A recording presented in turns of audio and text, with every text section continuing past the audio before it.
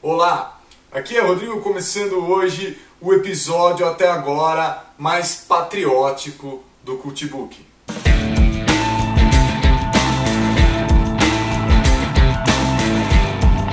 E o motivo que me levou a reler esse grande clássico da literatura brasileira, O Triste Fim de Policarpo Quaresma, do grande Lima Barreto, foi basicamente o fato de estar morando fora do país. Eu li esse livro numa versão totalmente digital, né, pelo meio do leitor digital.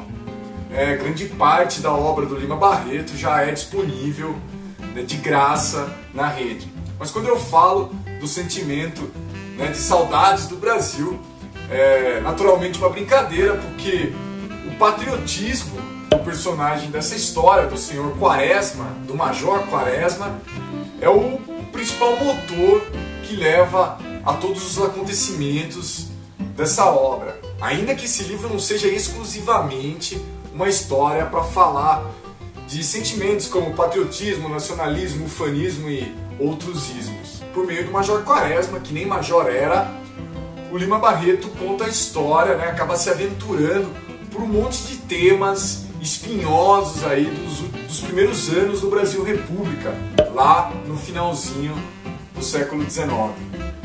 Mas é claro que, entre tantas questões, é impossível a gente não falar sobre a questão do patriotismo que é colocado nessa obra. Patriotismo, nacionalismo, toda essa coisa é realmente necessária, faz realmente sentido.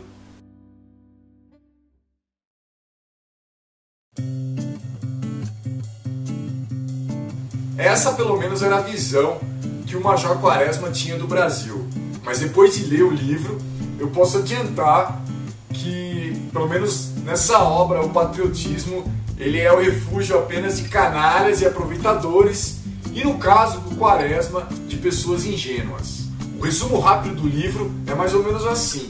Quaresma é um homem comum e respeitado, com poucas ambições, mas com uma realmente especial. Sendo autodidata, o Quaresma estuda tudo que pode, tudo que lhe vem às mãos, para descobrir qual é a verdadeira identidade do brasileiro, qual a verdadeira raiz do Brasil. E nessa busca radical que o Quaresma faz, ele sempre acaba esbarrando ali na cultura indígena e nos habitantes originais do Brasil, como uma forma de estabelecer neles a verdadeira identidade nacional. E essa ideia do Quaresma não é nova, mesmo se a gente considerar a época em que o livro foi escrito. Buscar a identidade nacional no índio foi uma coisa que já havia sido feita por escolas literárias, como o arcadismo brasileiro, lá do Basílio da Gama, e também o romantismo do José de Alencar. Quem aqui nunca ouviu, afinal de contas, o nosso herói Peri? O problema é que, em meio a esse patriotismo exagerado, o Quaresma acaba se enfiando em um monte de enrascada. Principalmente porque, além de patriota, o Quaresma era um cara extremamente ingênuo e honesto. E aí fica a dica. Esse livro do Lima Barreto, entre outras coisas, mostra como a honestidade na política brasileira pode ser um terrível defeito. Sem se importar com o que pensam os outros, o Quaresma está sempre tentando descobrir, tentando estudar e aprender sobre as raízes brasileiras. Tanto que ele anda para cima e para baixo com um dos seus grandes amigos, que é o Ricardo Coração dos Outros, que é um violonista, né, que tenta ensinar o Major a aprender a tocar violão. Naquele tempo, quem tocava violão era praticamente sinônimo de vagabundo e de malandro. E a obstinação do Quaresma não para por aí. Ele tem um outro amigo, que foi até um italiano, né, que ele acabou emprestando dinheiro quando era quitandeiro e acabou depois ficando milionário. E o Quaresma, inclusive, virou padrinho da filha desse italiano, o seu Vicente Corleone. E é Corleone sem o R, portanto não tem nada a ver com o dom do poderoso chefão.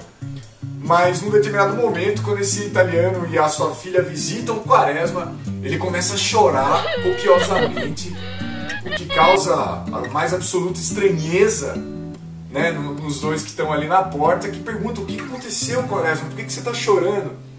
E o Quaresma explica para eles que chorar, quando a gente vê o amigo, era uma expressão tupinambá, que na verdade apertar as mãos é algo muito europeu, então ele tinha decidido que a partir de agora ele ia cumprimentar as pessoas chorando.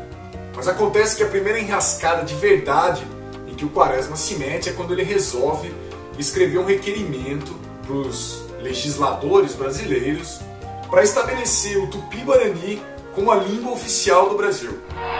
Só que alguém publica o requerimento do Quaresma na imprensa e o cara acaba virando zoeira nacional. E o pior de tudo é que o Quaresma ele não fica nem tão irritado com o fato de zoarem ele pela ideia que ele tem.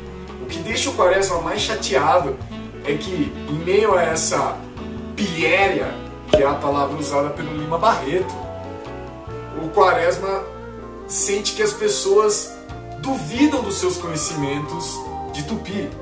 Então ele fica tão obcecado em mostrar que ele realmente sabe Tupi, que numa dessas ele acaba escrevendo um documento oficial, né, no seu trabalho, e manda esse documento para os seus superiores totalmente redigido em Tupi. Depois disso, descobrem que o Quaresma escreveu esse documento oficial, né, que acabou gerando um desgaste entre os seus superiores, e o Quaresma acaba indo para um hospício, internado como louco. Fica 6 meses internado. Lá ele recebe as visitas do Ricardo e da sua filhada Olga. Olga, que aliás é um personagem muito interessante dessa obra do Lima Barreto. Ela é provavelmente a personagem mais centrada e mais sensata da história. E para mim, muitas vezes a gente até pode ver nas palavras da Olga o que seria, né, a opinião do próprio autor, do próprio Lima Barreto. E nessa história da loucura do Quaresma também há um detalhe muito interessante, porque entre os seus pares, né, entre os seus amigos, o Quaresma tinha vários deles que eram militares. Para essas pessoas, né, para os militares e para a alta sociedade carioca daquele tempo, uma das razões que levaram o Quaresma à loucura foi ele se meter com livros. Muitos deles diziam que livros é coisa para gente que é estudada e que tem títulos.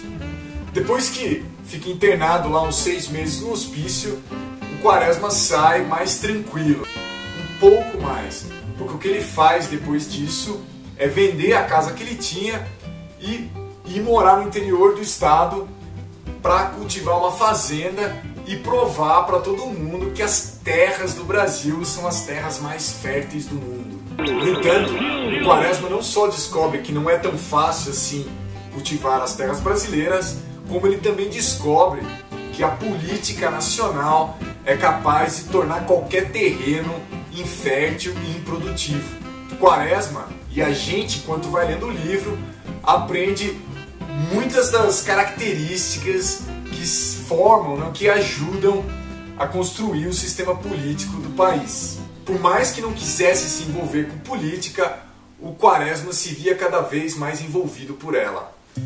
E esse é um dos grandes traços marcantes da obra do Lima Barreto, que enquanto ele vai contando as desaventuras do Quaresma, ele vai também fazendo muitas reflexões sobre política, sobre sociedade carioca daquele tempo e até sobre a história do Brasil.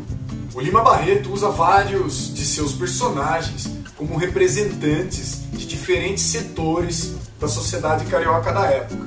Um dos amigos do Quaresma é o general Albernaz, um militar, né, com a patente, quase a patente mais alta do exército, que nunca viu uma batalha na vida.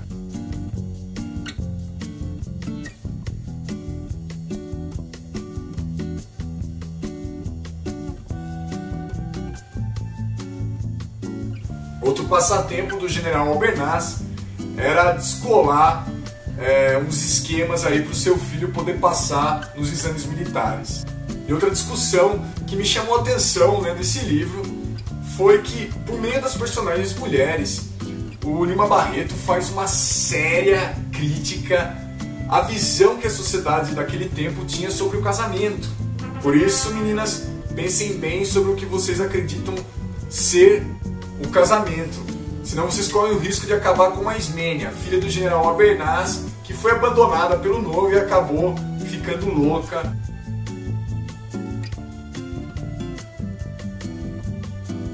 E claro que essa é uma obra de ficção, né, uma história inventada pelo Lima Barreto, mas nada disso impede que ele faça referências a fatos históricos que realmente existiam.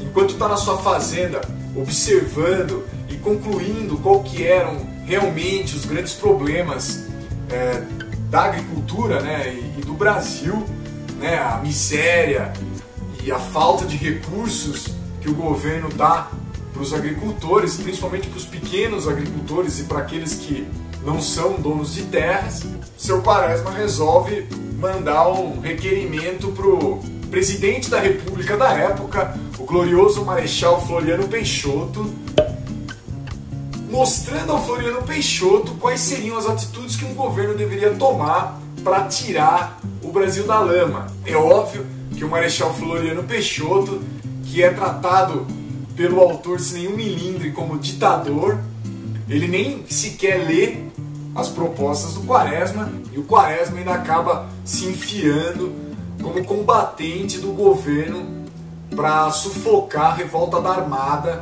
né, que aconteceu em 2 períodos na história do Brasil.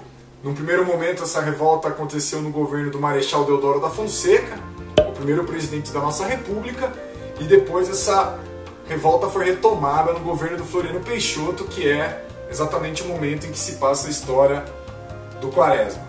E eu poderia dizer que nessa tentativa de falar com o presidente para resolver os problemas do país, o Quaresma acabou entrando de graça numa guerra. Mas não foi bem de graça. Involuntariamente, o Quaresma é nomeado voluntário para a guerra. Nesse momento, a primeira coisa que ele faz é comprar a patente, né, de um superior militar corrupto que colocava preços nos cargos militares, nas patentes militares, e que acaba vendendo para o Quaresma a patente de major, que antes era de brincadeira. Finalmente, agora o Major Quaresma seria realmente um major, já que ele pagou. Bom, o fato é que no meio da guerra praticamente nunca acontece nada. O Lima Barreto, inclusive, faz muita ironia em relação à revolta. O Lima Barreto não poupa nenhum dos lados da sua ironia, mas num dado momento o Quaresma acaba realmente entrando num conflito armado, acaba se debatendo em armas ali e acaba matando uma pessoa. E isso mexe muito com ele, que era um homem totalmente da paz.